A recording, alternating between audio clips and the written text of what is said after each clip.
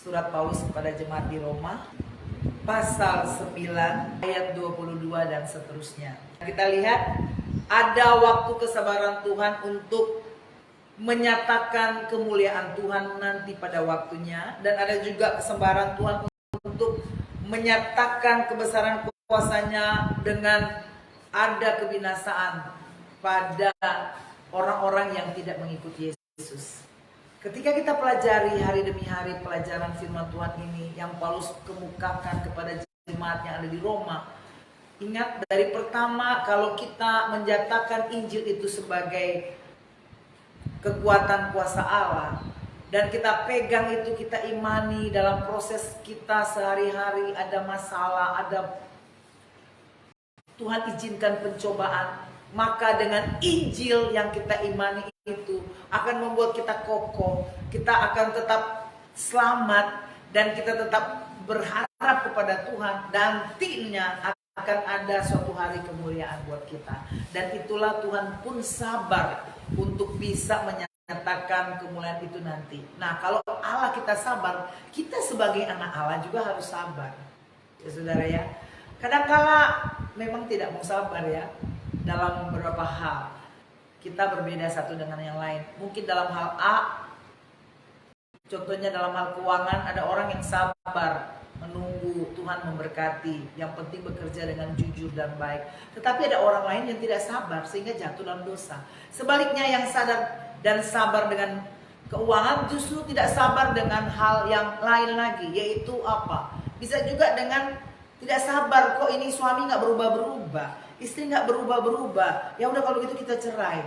Nah, dalam kesemua itu saudara, Tuhan menuntut agar kita sabar dalam segala hal, berusaha. Karena di sini pun Tuhan menunjukkan bahwa Dia sabar untuk menyatakan kemuliaan bagi orang yang mengasihi Dia dan mengandalkan Dia, dan juga sabar terhadap orang atau benda-benda yang kita contohkan seperti itu oleh Paulus, bahwa untuk suatu hal yang nanti disiapkan untuk kemurkaannya.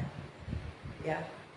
Disinilah perannya kita untuk percaya pada Yesus. Kenapa? Kalau kita dikatakan di sini dipanggilnya dalam kemuliaannya, dan ada kesempatan bagi bangsa lain termasuk bangsa Indonesia, bangsa Malaysia, Singapura, Australia, atau di belahan dunia manapun selain orang Yahudi, kita ada kesempatan saudara. Kita dipanggil bukan hanya antara orang-orang Yahudi, tetapi juga dari antara bangsa-bangsa lain.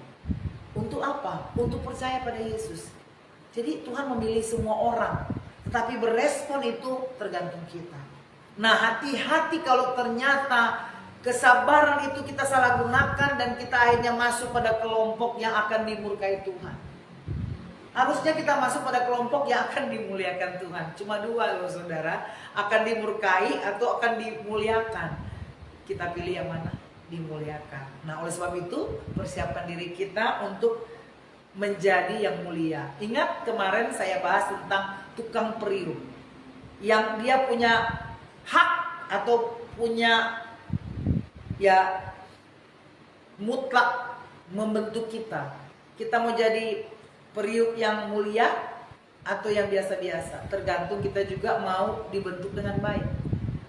Kalau tanah liatnya itu kayaknya nggak mau jadi liat, artinya yang mau jadi keras dan kemudian gampang pecah, ya mungkin jadi barang yang biasa-biasa kan, bejana yang biasa-biasa. Tetapi ketika lentur banget, liat banget karena mau ikut kehendak tukang periuknya membentuk, luar biasa.